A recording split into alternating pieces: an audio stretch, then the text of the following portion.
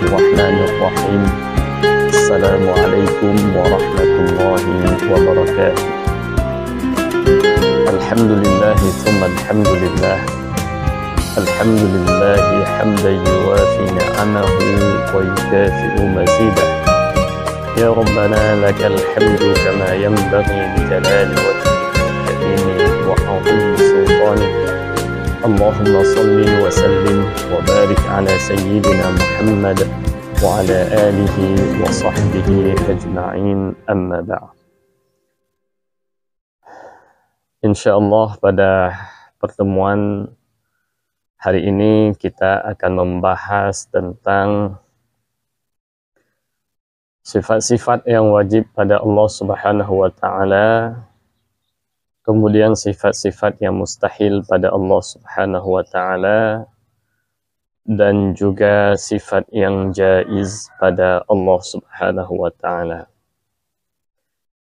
Hal ini sesuai dengan apa yang disampaikan oleh Al-Allamah Al-Imam Ahmad Dardir, ulama Mesir Al-Azhar, yang meninggal pada tahun 1201 Hijriah. Di dalam matan yang dituliskan oleh beliau, Al-Kharidah Al-Bahiyah, beliau menuliskan wa wajibun syar'an 'alal mukallafi ma'rifatullahil 'ali. Wa wajibun syar'an, dan wajiblah secara syara' 'alal mukallaf, terhadap seorang yang mukallaf. Mukallaf yaitu mereka yang sudah baligh, yang berakal dan telah sampai seruan dakwah Islam kepadanya. Orang yang seperti ini, Imam Ad-Dardir menukilkan bahwasanya wa wajibun syar'an 'alal mukallafi, dan wajiblah atas seseorang yang sudah mukallaf, yaitu yang baligh, berakal, dan sudah sampai dakwah Islam kepadanya, apa yang wajib? Ma'rifatullahil 'aliyyi, untuk mengenal Allah Subhanahu wa ta'ala. Juga kewajiban lain di samping mengetahui ma'rifatullah, juga ma'rifatu rasulihi, untuk mengenal rasul-rasulnya. Apa yang harus dikenal dari Allah Subhanahu wa ta'ala, atau apa yang harus diketahui dari Allah, dan apa yang harus diketahui dari para rasulnya, yang dituntut oleh syariah untuk kita ketahui, yang tadi diistilahkan dengan bahasa ma'rifah. Apa yang harus kita ma'rifahkan, apa yang harus kita ketahui? Yang harus kita ketahui adalah bukan zatnya Allah, akan tetapi yang harus kita ketahui adalah awsaf, sifat-sifatnya Allah Subhanahu wa ta'ala, dan sifat-sifatnya Nabi. Berbicara tentang sifat-sifat Allah dan berbicara sifat-sifat Nabi, sifat-sifat tersebut terkategorikan ke dalam 3 kelompok. Yang pertama, sifat-sifat yang wajib. Kedua, sifat-sifat yang mustahil. Dan ketiga, sifat-sifat yang jaiz. Apa itu sifat yang wajib? Sifat yang wajib adalah sifat-sifat yang tidak diterima oleh akal kita, bahwasanya Allah Subhanahu wa ta'ala atau Nabi tidak bersifat dengan sifat demikian. Kita ulangi, apa itu sifat wajib? Sifat wajib adalah sifat-sifat yang tidak diterima oleh akal kita kalau kita mengatakan bahwa Allah dan Rasul-Nya itu tidak bersifat demikian. Contoh satu sifat wajib Allah Subhanahu wa Ta'ala, yaitu wujud, al-wujud, bahwasanya Allah Subhanahu wa Ta'ala itu ada. Ini sifat wajib. Kenapa sifat wajib? Karena akal kita tidak akan menerima jika kita mengatakan Allah tidak bersifat dengan wujud. Akal kita akan mengingkari jika kita mengatakan Allah Ta'ala itu tidak ada. Makanya sifat wujud ini dikatakan dengan sifat wajib. Begitu juga dengan sifat-sifat yang lain. Kemudian contoh sifat wajib pada Rasul, yaitu Siddiq. Bahwasanya Rasul itu selalu jujur dalam menyampaikan dakwahnya. Ini sifat wajib. Kenapa wajib? Karena akal kita tidak akan menerima jika kita mengatakan bahwa Nabi tidak bersifat jujur. Akal kita akan mengingkari jika kita mengatakan bahwasanya Nabi berdusta. Inilah yang disebut dengan sifat wajib. Kemudian selanjutnya sifat mustahil. Sifat mustahil adalah sifat-sifat yang tidak diterima oleh akal kita jika kita mengatakan Allah ataupun Rasul-Nya itu bersifat dengan sifat yang mustahil tersebut. Saya ulangi, sifat mustahil adalah sifat-sifat yang oleh akal kita akan mengingkari jika kita mengatakan bahwasanya Allah bersifat dengan sifat demikian. Contohnya yang mustahil pada Allah Subhanahu wa Ta'ala adalah Adam. Artinya Allah Subhanahu wa Ta'ala itu tidak ada. Ini mustahil. Kenapa mustahil? Karena akal kita menolak untuk percaya bahwasanya Allah Ta'ala itu tidak ada. Juga contoh sifat mustahil pada Rasul adalah al-kadzib, berdusta. Ini mustahil. Kenapa mustahil? Karena akal kita menolak untuk percaya jika kita mengatakan bahwasanya para Rasul itu berdusta. Kemudian yang ketiga, sifat yang jaiz. Sifat yang jaiz adalah sifat-sifat yang oleh akal akan menerimanya. Baik kita mengatakan bahwasanya sifat tersebut ada pada Allah ataupun tidak ada. Ini disebut dengan jaiz. Artinya akal tidak menentang ataupun tidak menolak ketika kita mengatakan Allah bersifat dengan sifat demikian. Begitu juga jika kita mengatakan Allah tidak bersifat demikian, yaitu sifat-sifat yang bisa saja Allah atau para Rasul bersifat dengannya ataupun tidak. Itu disebut dengan sifat jaiz. Pada pertemuan kali ini kita akan membahas sifat yang wajib pada Allah, kemudian sifat yang mustahil, dan sifat yang jaiz pada Allah Subhanahu wa Ta'ala.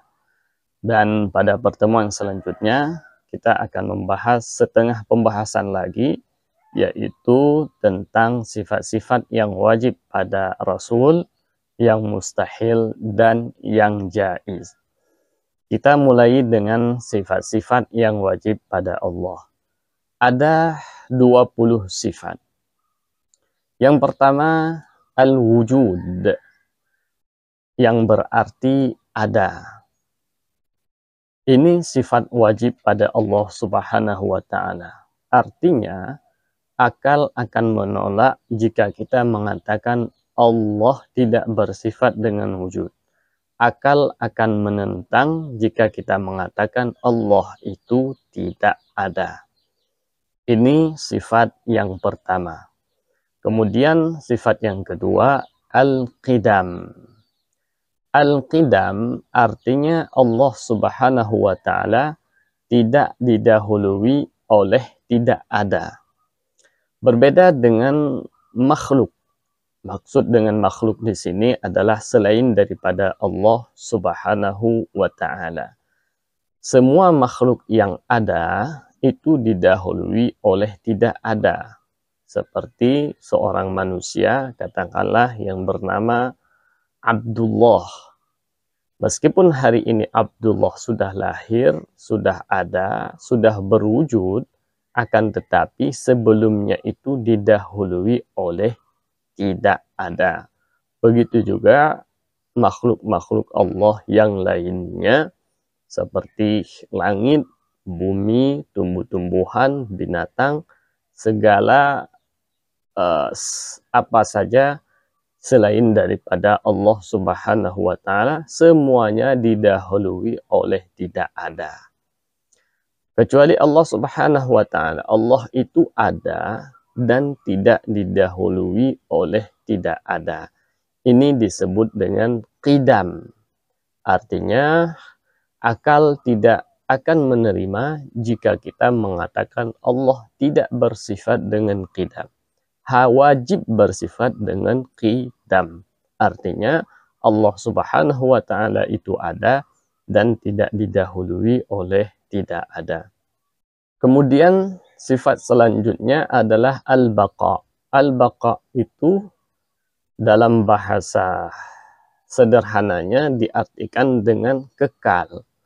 Tapi secara ilmiah, apa itu kekal? Kekal adalah sesuatu yang sudah ada dan dia tidak diikuti oleh tidak ada.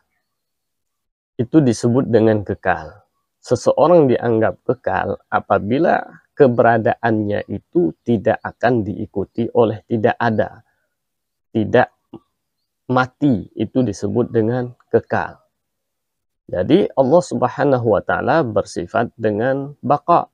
Artinya Allah itu ada dan tidak diikuti oleh tidak ada. Artinya Allah Subhanahu wa Ta'ala itu tidak akan fana, tidak akan meninggal ataupun hilang. Jadi tiga sifat yang pertama ini jika kita simpulkan, jadilah bahwasanya Allah Subhanahu wa Ta'ala itu ada, tidak didahului oleh tidak ada, dan tidak akan diikuti oleh tidak ada. Kemudian sifat yang keempat, al-qiyam bin nafsi. Al-qiyam bin nafsi secara bahasa artinya berdiri dengan sendirinya. Apa arti berdiri dengan sendirinya? Bahwasanya Allah Subhanahu wa Ta'ala tidak butuh kepada zat yang lain. Berbeda dengan makhluk. Makhluk awalnya tidak ada, kemudian menjadi ada. Nah, proses terjadinya ada tersebut pada makhluk itu dipengaruhi oleh zat yang lain, yaitu Allah Subhanahu wa Ta'ala. Tidak mungkin manusia itu tiba-tiba terjadi dengan sendirinya tanpa ada pengaruh dari pihak yang lain, yaitu Allah Subhanahu wa Ta'ala. Berbeda dengan Allah Subhanahu wa Ta'ala, keberadaannya itu tidak dipengaruhi oleh sebab yang lain.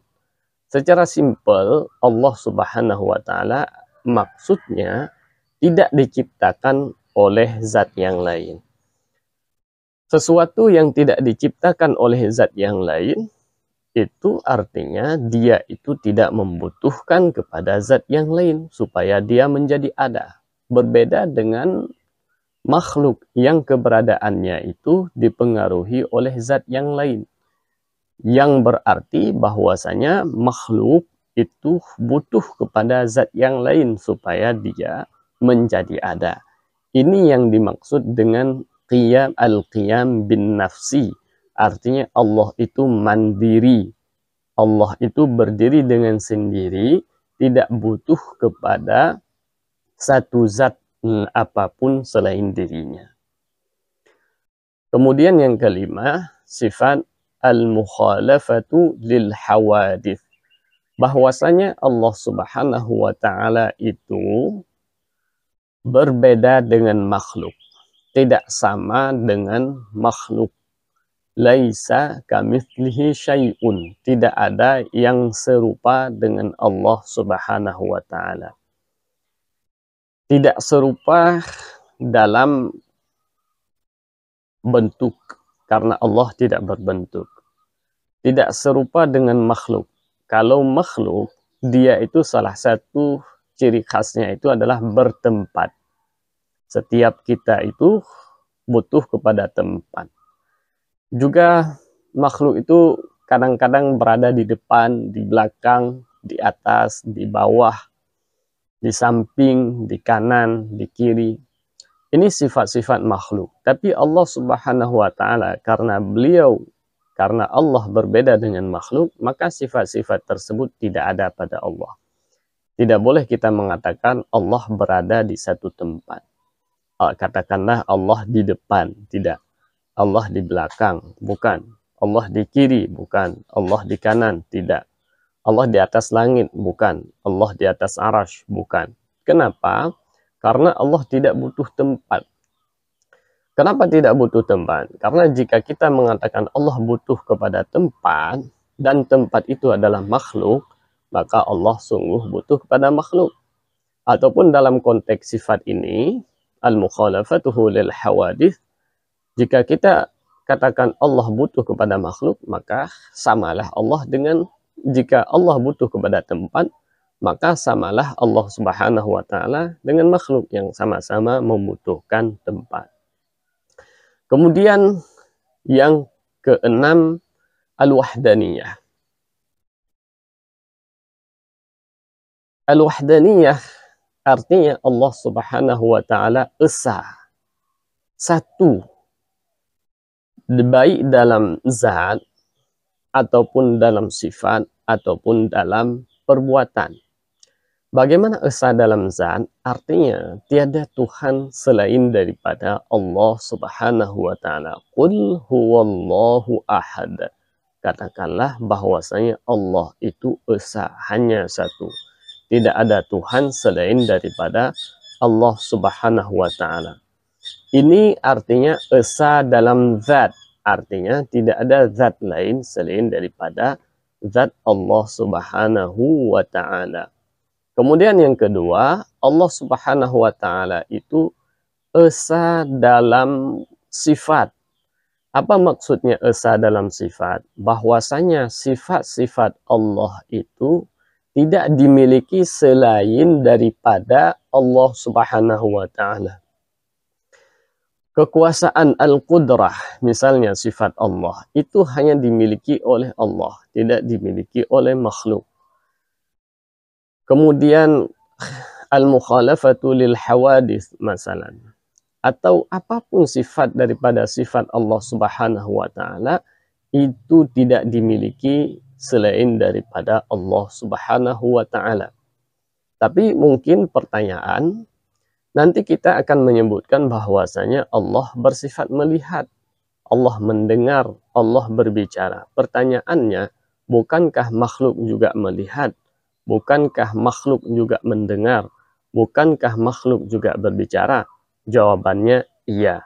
Hanya saja mendengarnya Allah Subhanahu wa ta'ala, berbicaranya Allah Subhanahu wa ta'ala, itu sangat-sangat berbeda dengan mendengarnya kita dan berbicaranya kita. Atau secara kesimpulannya, meskipun penamaannya sama, akan tetapi hakikatnya berbeda.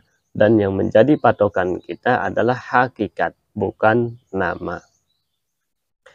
Kemudian sifat selanjutnya daripada Allah Subhanahu wa taala, ya sebelum kita lanjutkan, masih di wahdaniyah yang artinya esa. Kita menyebutkan tadi ada tiga esa.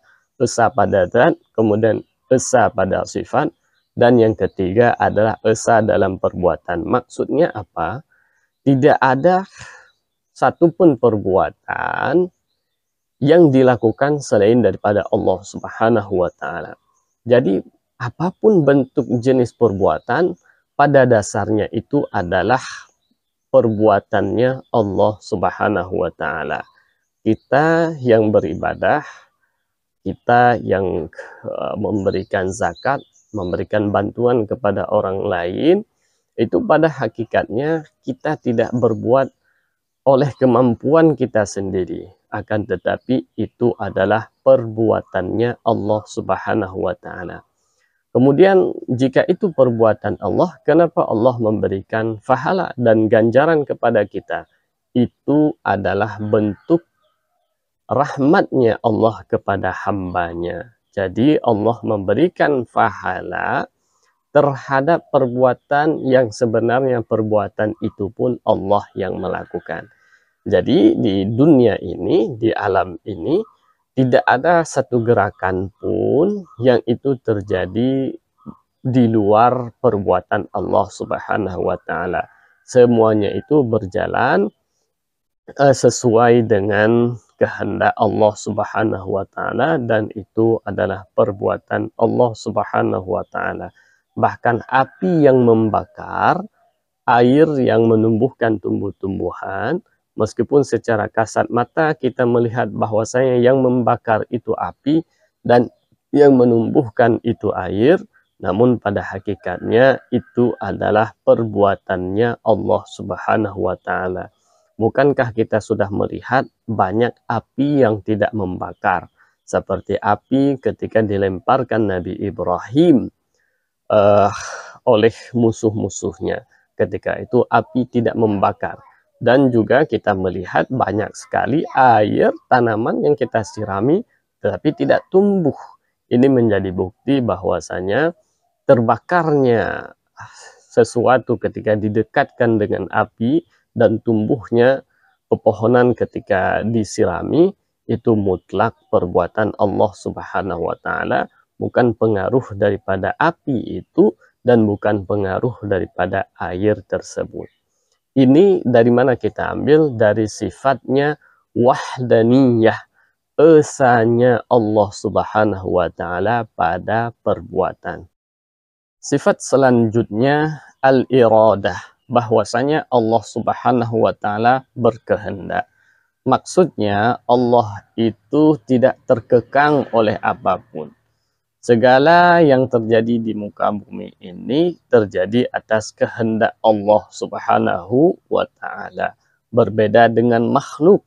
Makhluk itu pada dasarnya tidak punya iradah, karena iradah yang hakiki itu ada pada Allah Subhanahu wa taala.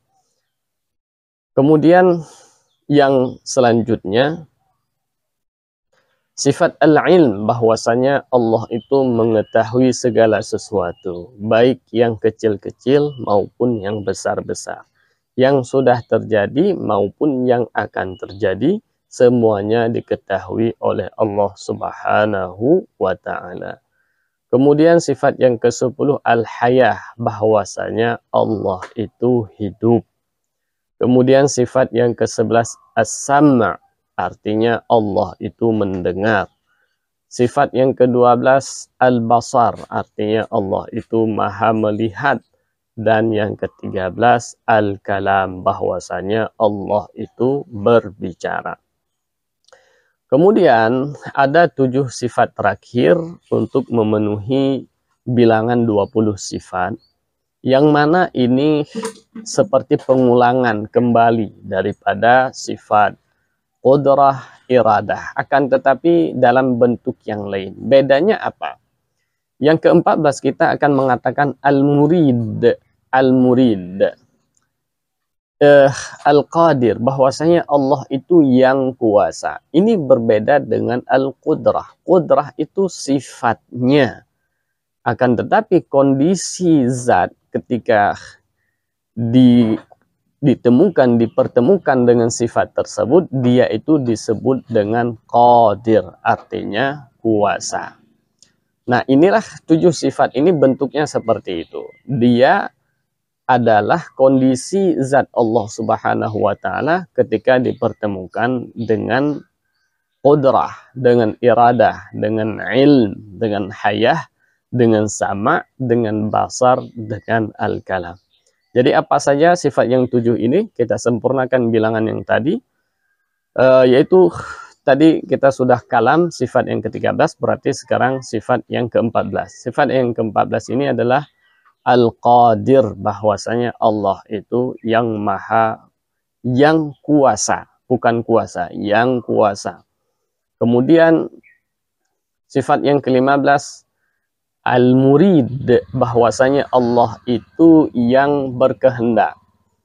Kemudian yang ke-16 bahwasanya Allah itu bersifat al-alim, yang berilmu. Kemudian yang ke-17 al-hayy, yang hidup. Kalau tadi hidup, ini yang hidup. Kemudian yang ke-18 as-sami', bahwasanya Allah itu maha mendengar. Kemudian yang ke-19 al-basir, bahwasanya Allah Subhanahu wa Ta'ala itu yang maha, yang melihat. Kemudian yang ke-20 al-mutakallim, bahwasanya Allah itu yang berbicara. Jika sifat yang ke-13 tadi al-kalam, artinya berbicara, ini yang berbicara. Ini dua hal yang berbeda. Namun jika sulit untuk memahami 7 sifat yang terakhir ini, tidak masalah, karena toh ternyata sebagian ulama tidak menambah lagi sifat Allah Subhanahu wa Ta'ala selain daripada 13 yang pertama. Jadi jika kesulitan dalam memahami, cukup sampai dengan memahami sifat yang ke-13 tadi, yaitu sampai pada sifat al-kalam. Ini adalah sifat-sifat yang wajib pada Allah. Artinya, akal akan menolak jika kita mengatakan bahwasanya Allah tidak bersifat dengan 20 sifat ini. Kemudian selanjutnya sifat yang mustahil, artinya sifat-sifat yang tidak diterima oleh akal jika kita mengatakan Allah bersifat demikian. Ini juga 20, yaitu kebalikan daripada 20 sifat yang wajib tadi. Yang pertama, ada al-adam, yang artinya tiada, itu mustahil pada Allah. Kemudian al-huduth, artinya yang berawal, itu mustahil. Kemudian al-fana, artinya Allah berkesudahan, itu mustahil. Kemudian al-mumatsalah lil hawadith, Allah Subhanahu wa Ta'ala sama dengan makhluk, itu juga mustahil. Kemudian al-iftiqar, bahwasanya Allah tidak berdiri sendiri, butuh kepada zat yang lain, itu mustahil. Kemudian at-ta'addud, bahwasanya Allah lebih dari satu. Kemudian al-ajz, Allah, bahwasanya Allah itu lemah. Adamul iradah, tidak berkehendak. Al-jahl, jahil atau bodoh. Al-maut, mati. As-samam, tuli. Al-ama, buta. Al-bakam, bisu. Al-ajiz, yang lemah. Adimul iradah, yang tidak berkehendak. Al-jahil, yang tidak mengetahui. Al-mayyit, yang mati. Ghairus sami', yang tuli. Ghairul basir, yang buta. Ghairul mutakallim, yang bisu. Inilah sifat-sifat yang mustahil pada Allah. Artinya akal akan mengingkari jika kita ingin mengatakan bahwasanya Allah bersifat dengan 20 sifat yang ini. Kemudian kita mendengar sering bahkan mungkin menghafal apa yang kita sebut dengan Asmaul Husna, nama-nama Allah yang baik yang jumlahnya 99. Pertanyaannya, bukankah itu sifat-sifat Allah? Jawabannya iya. Jika iya, lantas kenapa yang kita sebutkan ini cuma 20, bukan 99? Jawabannya adalah, sifat yang 99 tersebut, apabila kita kelompokkan, kita tarik benang merahnya, maka itu bisa disimpulkan menjadi 20 sifat. Artinya 20 ini adalah sifat utama, di bawahnya itu masih banyak sifat-sifat turunan. Kemudian yang terakhir adalah sifat yang jaiz, artinya bisa saja Allah bersifat dengan sifat itu ataupun tidak bersifat. Apa yang jaiz pada Allah? Yaitu melaksanakan segala yang mungkin atau meninggalkannya. Bagaimana yang mungkin? Mungkin adalah sesuatu dianggap mungkin apabila boleh ada dan boleh tidak ada. Misalnya, manusia yang bernama Khadijah itu boleh ada, boleh tidak ada. Maka Khadijah ini disebut dengan mungkin. Kemudian langit dan bumi itu bisa saja ada, bisa saja tidak ada. Nah, ketika Allah berkehendak menciptakan Khadijah, maka penciptaan tersebut adalah sifat bagi Allah Subhanahu wa Ta'ala. Apa kategori sifat ini? Sifat jaiz. Kenapa jaiz? Melaksanakan yang mungkin. Menciptakan sesuatu yang bisa saja ada atau bisa saja tidak ada. Begitu juga ketika Allah memilih untuk menciptakan bumi beserta isi dan langitnya beserta apa yang ada di sana, itu penciptaan itu disebut dengan jaiz pada Allah. Artinya bisa saja. Tidak ada suatu pengharusan dan pengewajiban di situ. Kenapa disebut jaiz? Karena bumi dan langit itu tidak ada yang membuatnya itu harus ada, wajib ada, tidak. Akan tetapi boleh ada, boleh tidak ada. Berarti dia mungkin. Pelaksanaan Allah Subhanahu wa Ta'ala terhadap sesuatu yang mungkin itu disebut dengan jaiz. Begitu juga sebaliknya, peniadaan. Katakanlah Allah meniadakan alam ini. Itu juga boleh-boleh saja pada Allah Subhanahu wa Ta'ala. Kenapa? Tidak ada yang mewajibkan. Dan alam ini bersifat dengan mungkin. Boleh ada, boleh tidak ada. Maka peniadaan alam ini disebut dengan jaiz. Kenapa? Dia itu bersifat dengan mungkin. Demikian, aku qauli hadza wa astaghfirullah li wa lakum. Wassalamualaikum warahmatullahi wabarakatuh.